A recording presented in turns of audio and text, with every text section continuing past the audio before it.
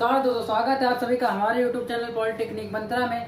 तो आज हम लोग रासायनिक अभिक्रियाएं के बारे में बात करेंगे। ये बहुत छोटा सा टॉपिक है लेकिन बहुत ही इंपॉर्टेंट टॉपिक है। इससे प्रश्न पूछे जा चुके हैं पेपर पे। और जो इससे पहले बात कर लेते हैं उत्प्रेरक एवं उत्प्रेरण के जो कुछ सवाल बचे हुए थे तो वो उसकी बात करेंगे। तो वो हम आपको नेक्स्ट वीडियो पे इसके कुछ सवाल और उसके सवाल बता दिए जाएंगे। तो पहले बात कर लेते हैं आज रासायनिक अभिक्रिया के बारे में। तो रासायनिक अभिक्रिया की जब दो या दो से अधिक पदार्थ मिलकर एक या एक से अधिक उत्पाद का निर्माण करते हैं तो वहाँ पर जो क्रिया लगती है वहाँ पर जो क्रिया होती है वहाँ पर रासायनिक अभिक्रियाएं होती है। तो ये निम्न दो प्रकार की होती है। ये निम्न दो प्रकार की होती है। एक जो होती है वो होती है योगात्मक अभिक्रिया और दूसरी होती है प्रतिस्थापन अभिक्रिया। तो बात कर लेते हैं योगात्मक अभिक्रिया की। योगात्मक अभिक्रिया क्या होती है? योगात्मक अभिक्रिया जब दो या दो से अधिक पदार्थ मिलकर एक यौगिक का निर्माण करते हैं तो वहां पर योगात्मक अभिक्रिया होती है। जैसे कि एग्जांपल के तौर पर देखते हैं, जब कार्बन की क्रिया ऑक्सीजन से होती है तो यहाँ पर कार्बन डाइऑक्साइड गैस प्राप्त होती है। तो ये होता है योगात्मक अभिक्रिया का एग्जाम्पल था एक। तो बात कर लेते हैं प्रतिस्थापन अभिक्रिया की। तो प्रतिस्थापन अभिक्रिया क्या होती है?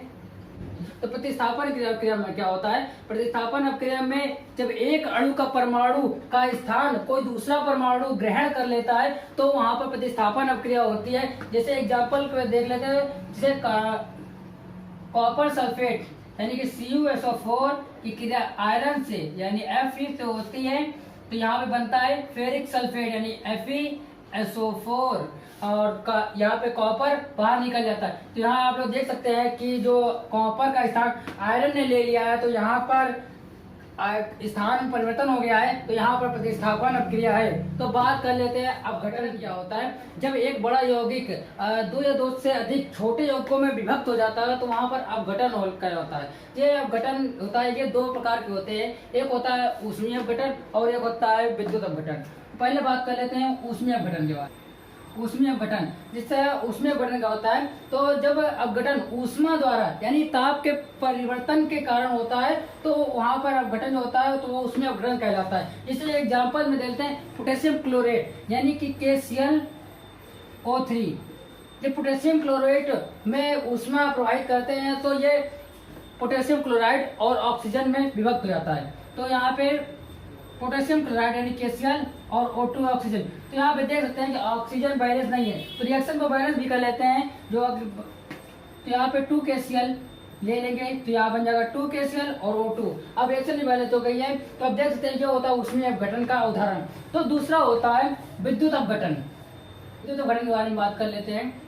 विद्युत अपघटन, तो जब अपघटन विद्युत द्वारा यानी विद्युत की धारा प्रवाहित करने पर जब अपघटन होता है तो वहां पर विद्युत अपघटन होता है। तो इसका एग्जांपल होता है जब आप अम्लीय जल में विद्युत की धारा को प्रवाहित करेंगे तो जो जल होगा वो हाइड्रोजन और ऑक्सीजन में विभक्त हो जाएगा। तो हाइड्रोजन ऑक्सीजन विभक्त हो जाएगा तो H2 जब होगा विभक्त होगा तो H2 प्लस O2 देगा। इसमें भी रिएक्शन बैलेंस नहीं है तो यहाँ पे 2H2 लेंगे, यहाँ पे 2H2, यहाँ पे O2। आप देख सकते हैं कि रिएक्शन बैलेंस हो गई। तो यहाँ पर विद्युत अपघटन था। तो बात कर लेते हैं वियोजन की। वियोजन क्या होता है? जब किसी यौगिक के ताप इत्यादि में परिवर्तन करने पर यौगिक दो या दो से अधिक भागों में अपघटित हो जाता है, दो या दो से अधिक पदार्थों में अपघटित हो जाता है और परिवर्तन के कारण को हटा देने पर पुनः मूल यौगिक प्राप्त हो जाता है तो वहां पर वो क्रिया वियोजन कहलाती है। वियोजन निम्न दो प्रकार के होते हैं। पहला होता है ऊष्मीय वियोजन। वह जब वियोजन ऊष्मा के द्वारा होती है, ताप के परिवर्तन के कारण और ऊष्मा के द्वारा होती है तो वियोजन ऊष्मीय वियोजन कहलाता है। इसका एग्जांपल होता है जैसे NH4Cl अमोनियम क्लोराइड को जब गर्म करते हैं यानी ऊष्मा देते हैं तो ये अमोनिया यानी कि NH3 हाइड्रोक्लोरिक अम्ल यानी HCl बनाता है। तो ये होता है ऊष्मीय वियोजन का उदाहरण था। तो बात कर लेते हैं विद्युत वियोजन की। तो विद्युत वियोजन में क्या होता है कि जब वियोजन विद्युत द्वारा होता है तो वहां पर विद्युत वियोजन होता है। तो यहाँ पे NaCl का एक उदाहरण लेते हैं। तो NaCl सोडियम क्लोराइड में जब विद्युत वियोजन होता है तो ये Na+ और Cl- बनाता है।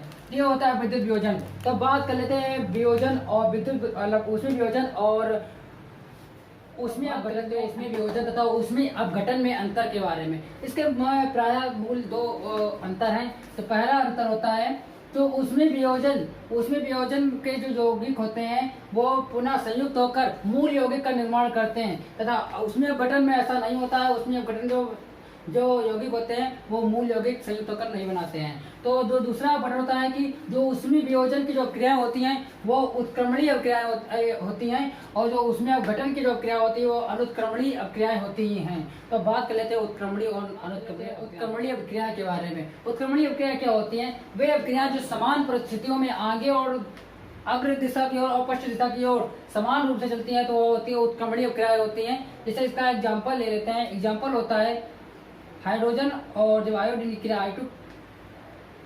I2 की क्रिया होती है तो ये उत्क्रमणीय क्रिया होती है।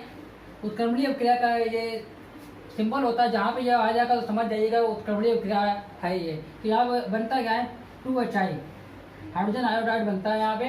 तो यही हो गया उत्क्रमणीय अभिक्रिया का उदाहरण था। तो बात लेते हैं अनुत्क्रमणीय अभिक्रिया के बारे में। वे अभिक्रिया जो समान परिस्थितियों में एक ही दिशा की ओर चलती है, यानी कि अभिकारक से उत्पाद का ही निर्माण करती है, तो उत्पाद पुनः संयुक्त होकर अभिकारक नहीं बना सकते हैं, वो होती है अनुत्क्रमणीय अभिक्रिया होती है। जैसे इसका उदाहरण ले लेते हैं। इसका H2SO4 सल्फ्यूरिक एसिड होता है। H2SO4 H2SO4 की क्रिया कॉपर से होती है, तो यहाँ पे बनता है कॉपर सल्फेट यानी CuSO4, और जो हाइड्रोजन गैस होती है वो निकल जाती है।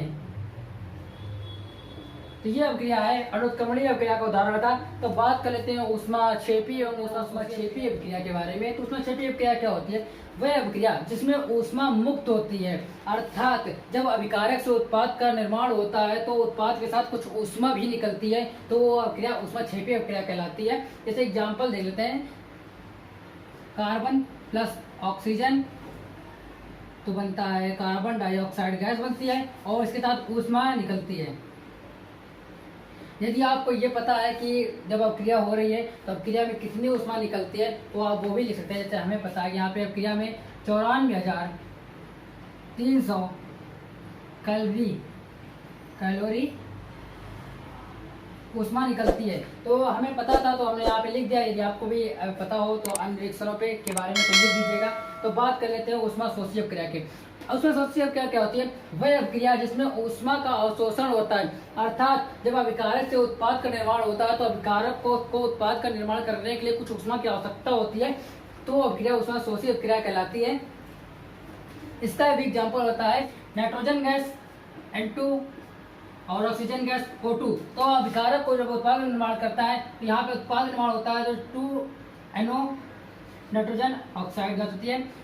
तो यहाँ पे कुछ ऊष्मा की भी आवश्यकता पड़ती है। जब अभिकारक को ऊष्मा की आवश्यकता पड़ती है उत्पाद का निर्माण करने के लिए, तो यहाँ पे कुछ ऊष्मा भी लगती है। तो ये होता है एक ऊष्मा शोषी अभिक्रिया का उदाहरण। तो बात कर लेते हैं इनके कुछ भौतिक एवं रासायनिक। भौतिक परिवर्तन क्या होता है जानते हैं? तो भौतिक परिवर्तन ऐसे परिवर्तन जिनमें पदार्थों के भौतिक गुण, जिनमें से रंग, अवस्था, प्रकार आदि में अस्थायी परिवर्तन हो जाता है, लेकिन इनके संगठन व संरचना में कोई भी परिवर्तन नहीं आता है, तो वहाँ पर भौतिक परिवर्तन होता है। जैसे एग्जाम्पल होता है मोम का पिघलना। तो मोम को पिघलती है, उसके अवस्था में तो अंतर आता है, लेकिन उसकी संरचना पर कोई प्रभाव नहीं पड़ता है। वो वापिस पुनः उसी तरह बनाई जा सकती है जिस तरह पहले थी। तो बात कर लेते हैं रासायनिक परिवर्तन के बारे में।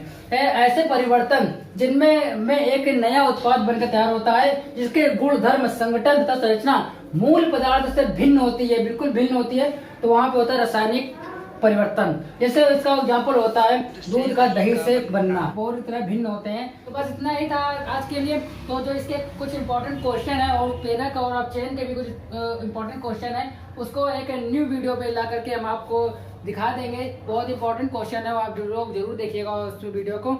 तो यही था आज का टॉपिक। आज के वीडियो के लिए बस इतना ही। यदि आपको वीडियो अच्छा लगा हो तो वीडियो को लाइक करिएगा, चैनल को सब्सक्राइब कर लीजिएगा। यदि आपको इसमें कोई भी त्रुटि दिखती हो तो आप हमें कमेंट कर सकते हैं, व्हाट्सएप पे भी कांटेक्ट कर सकते हैं। तो मिलते हैं अगले वीडियो पे। धन्यवाद।